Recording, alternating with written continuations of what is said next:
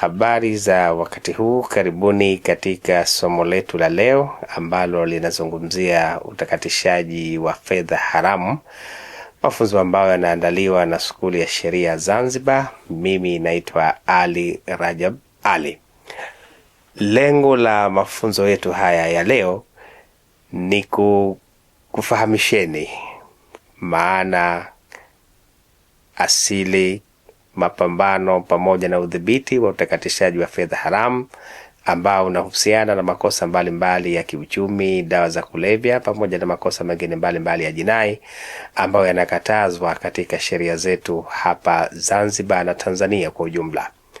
Katika mafunzo haya tunatarajia kwamba baada ya kukamilisha somo letu hili tutakuwa na uwezo wa kuweza kufahamu kwa kina namna ya kuweza kudhibiti utakatishaji wa fedha haramu na kila mmoja wetu kuweza kufahamu nafasi yake ambayo anaweza kuchangia katika kusaidia Serikali ya Mapinduzi ya Zanzibar pamoja na Serikali ya Jamhuri ya Muungano wa Tanzania katika harakati za kuweza kupambana na utakatishaji wa fedha haramu na kuweka uchumi wa nchi yetu katika mikono na mifumo iliyo salama kabisa. Katika somo hili tutaangalia mambo mbalimbali ikiwemo maana ya utakatishaji wa fedha haramu, chimbuko lake, namna ya kuidhibiti kisheria, mitazamo ya kisheria katika mapambano, sababu ya kuweza kupambana pamoja na ushirikiano wa kitaasisi unaohitajika katika kuhakikisha mapambano haya yanafanyika kwa ufanisi na mafanikio katika nchi yetu. Historia inaonyesha kwamba kabla ya karne ya 20, yani miaka ya 1900, mifumo ya haki jinai pamoja na jamii kwa ujumla ziliamini kwamba njia bora ya kudhibiti uhalifu ni kuwatenganisha wahalifu na jamii. Mtu anapofanya kosa la jinai, kama ni la wizi, kama ni rushwa, kama ni dawa za kulevya au ni kosa jingine lolote lile, adhabu bora kabisa ni kumfunga gerezani. Lakini kuanzia miaka ya 1900 ilionekana kwamba wahalifu wanaifurahia sana adhabu hiyo. Na hii ni kwa sababu baadhi ya wahalifu walifanya makosa ambayo kupitia makosa hayo waliweza kujinufaisha kwa kupata mali mbalimbali. Kwamba kwa mfano mtu anafanya kosa la rushwa, anachukua fedha, kosa la wizi, anapata mali ambayo ameiba, anauza dawa za kulevya, anapata fedha, baadaye anafungwa gerezani miaka 5, 6, 7 na anapotoka anaendelea kunufaika na mali zake zile ambazo amezichuma kutokana na uhalifu. Kwa hiyo hapa fikra ikaanza kubadilika, kuangalia namna gani sasa tunaweza kuwadhibiti sio tu wahalifu wao kama wao, lakini pia na zile mali ambazo wamezipata kutokana na uhalifu ambao wameuchuma katika makosa mbalimbali walioyafanya katika jamii. Mali ambazo zinapatikana kutokana na uhalifu ziweze kudhibitiwa ili kuwavunja moyo wahalifu na wasiendelee kujihusisha na vitendo kama hivyo katika jamii. Sasa dhana hiyo sasa ikapelekea watu kuanza kufikiria namna gani watakuja na mapambano na taratibu zitakazowezesha kukabiliana na hiyo. Na ndio hapo dhana ya utakatishaji wa fedha haramu ilipoibuka. Ilionekana kwamba mtu anapotoka gerezani au mwingine ambaye hakuchukuliwa hatua za kisheria, ile mali ambayo ameipata anaingiza katika mzunguko salama wa kiuchumi na anaitumia kama anavyotumia watu wengine ambao wamepata mali kwa njia zilizo halali. Kwa hiyo sasa ikaanza harakati ya kutofautisha kati ya mali halali na mali haramu katika mifumo yetu ya kiuchumi. Na ndiyo hapa dhana ya utakatishaji wa fedha haramu ilipoibuka. Na dhana hii katika kuibuka kwake, chimbuko lake lilipita katika hatua 3.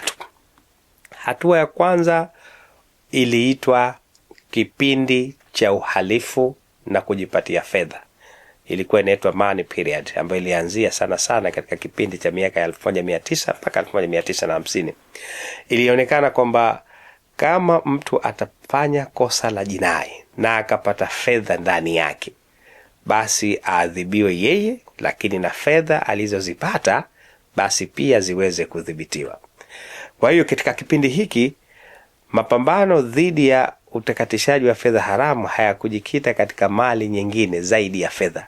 Watu walitazama tu kwamba mtu ameiba fedha Lakini wakati mwingine mtu inawezekana kafanya ghushi, na katika ghushi aliyoifanya kapata kiwanja, kapata nyumba, kapata gari, lakini kwa wakati huo ilikuwa sheria hazijajielekeza huko, zaidi ilikuwa inatazamwa fedha, na ndiyo hapa ikaja dhana moja kwa moja ya utakatishaji wa fedha haramu.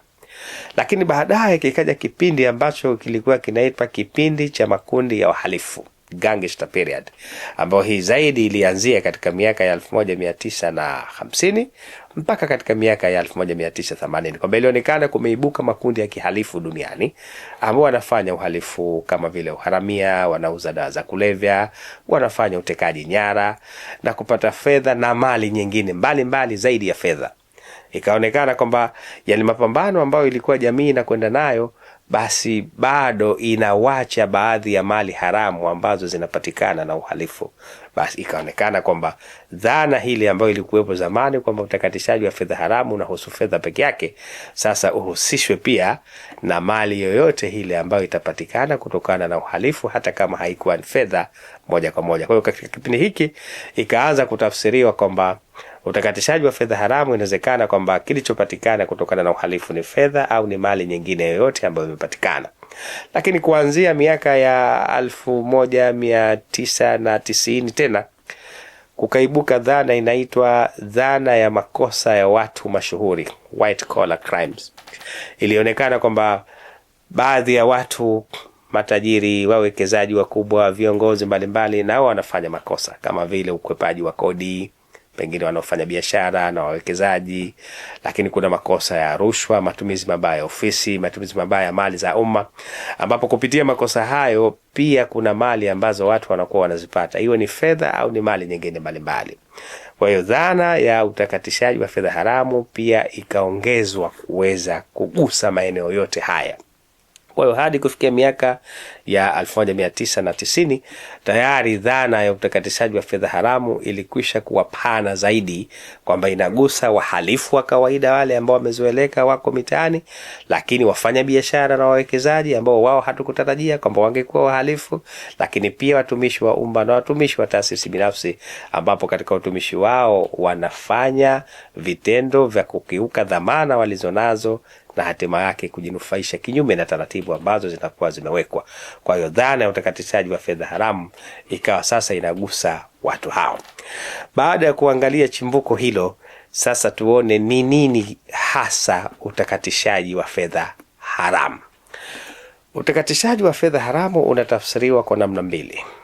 Kuna namna ya kawaida, yani utakatishaji wa fedha haramu kama neno ambalo linafahamika na linatumika katika lugha ya Kiswahili au Kiingereza, lakini pia kuna utakatishaji wa fedha haramu kwa mtazamo wa kisheria, namna ambavyo sheria imeitafsiri na namna ambavyo sheria imekataza.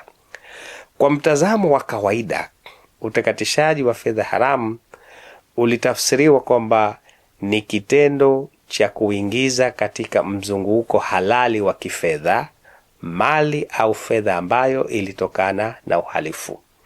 Inamaanisha kwamba mtu amefanya kosa la jinai, akapata fedha au akapata mali yoyote ile, na baadaye akaitumia fedha au mali hiyo katika matumizi ya kawaida yaliyozoeleka kwamba ni matumizi ya mali hile au fedha hile, ambapo fedha au mali halali huwa inatumika. Kwamba kwa mfano mtu anafanya biashara ya dawa za kulevya, anapata fedha, anakwenda benki, anaziweka, baadaye ananunua viwanja, anajenga nyumba ya kuishi, anajenga maduka, anajenga hoteli. Na kuna mwingine pengine yeye kastaafu, naye kapata fedha, amepata fedha halali kabisa, naye ananunua kiwanja, anajenga duka. Kwa hiyo sasa kuna fedha mbili. Kuna fedha ambayo mtu kaipata kwa njia halali na kuna fedha ambayo mtu kaipata kwa njia haramu, lakini mwisho wa siku zote zinaonekana katika matumizi na mzunguko wa kifedha zinaingia na kutumika. Kwa hiyo hapa ndipo jamii sasa ikaona kwamba huu utakatishaji wa fedha haramu lazima uwekewe mikakati ya kuweza kuudhibiti, ili mfumo wa kiuchumi na mfumo wa kifedha ubakie mikononi mwa shughuli salama. Isiwe watu watafanya shughuli za kihalifu baadaye wanakuja katika mzunguko wa kifedha sawa sawa na wale ambao wanafanya shughuli halali. Sasa katika mtazamo huu wa kwanza wa tafsiri, ilielezwa kwamba utakatishaji wa fedha haramu unakuwa unapita katika hatua tatu. Hatua ya kwanza ni kutenda kosa la jinai na kujipatia mali. Mtu anafanya kosa la wizi anapata fedha, mtu anafanya kosa la rushwa anapata fedha, anafanya kosa la ghushi anapata mali, na namna nyingine za makosa ya jinai ambayo yanakuwa yanatendeka. Na baada ya kuweza kutenda kosa hili, kama kapata fedha, basi anakwenda kuiweka mahali ambapo imezoeleka fedha zinawekwa. Yaani kwa wakati huo, na wakati huu tumezoea kwamba fedha zinawekwa katika akaunti za benki.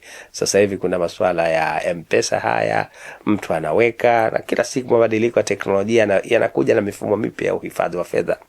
Sasa hatua hii iliitwa placement. Mali haramu au fedha haramu inawekwa mahala ambapo sheria inaruhusu fedha kuwekwa. Kwa hiyo mtu anakwenda kuweka fedha benki kama anavyoweka mtu mwingine halali. Lakini hatua ya pili, kwa sababu ya hofu kwamba inaweza ikafahamika kwamba fedha hizi zimetoka katika vyanzo visivyokuwa halali, anaigawanya ile fedha kwa watu mbalimbali, kutoa sura kama kwamba wale watu wamefanya jambo na wanalipwa zile fedha.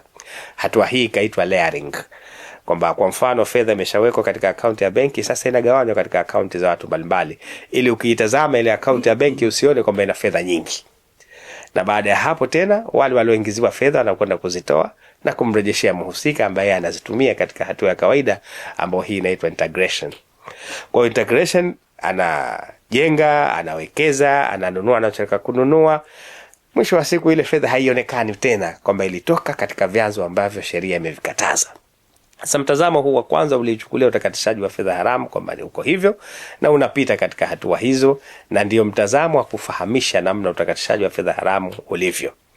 Lakini mtazamo wa pili sasa ni mtazamo wa kisheria. Kwa upande wetu sisi Zanzibar tuna sheria ya udhibiti wa utakatishaji wa fedha haramu ambayo ni sheria nambari 10 ya mwaka 2009. Sheria hii ilitungwa maalum kabisa kwa ajili ya kuja kudhibiti vitendo vya utakatishaji wa fedha haramu hapa Zanzibar. Na katika kifungu cha 7 cha sheria hii kimekuja na tafsiri ya utakatishaji wa fedha haramu, ingawa haikuja moja kwa moja kwamba nini maana ya utakatishaji wa fedha haramu na ikasemwa, isipokuwa imetaja shughuli ambazo zikifanyika hizo basi mtu atakuwa amefanya kosa la utakatishaji wa fedha haramu. Na kifungu kimeanza kwa kusema kwamba kama kuna kosa la jinai limefanyika, kosa ambalo linaitwa kosa kubwa, yani serious offense, au kwa wakati huu inaitwa kosa tangulizi. Na sheria ikasema kosa tangulizi ni kosa lolote lile ambalo kupitia kosa hilo mtu ataweza kujipatia manufaa au atajipatia mali, na sio lazima kosa hilo limetendeka hapa Zanzibar, hata kama limetendeka nje ya Zanzibar, lakini kama hapa Zanzibar kitendo kile pia ni kosa, basi kinaweza kuwa kosa tangulizi. Na kupitia kosa hilo mtu akapata mali. Sasa baada ya kupata mali hiyo, mtu yoyote ambaye kwa makusudi atajaribu kuficha kufahamika chanzo cha mali hiyo kwamba imetoka wapi, mtu ambaye atajihusisha kwa namna yoyote na mali hiyo, mtu ambaye atamsaidia yule ambaye amehusika na upatikanaji wa mali hiyo aweze kukwepa adhabu zilizowekwa kisheria, au mtu ambaye ye mwenyewe binafsi atafanya muamala unaohusisha ile mali wakati anafahamu kabisa kwamba mali hii ni mali inayotokana na uhalifu, basi hiyo kwa ujumla wake itakuwa ni utakatishaji wa fedha haramu.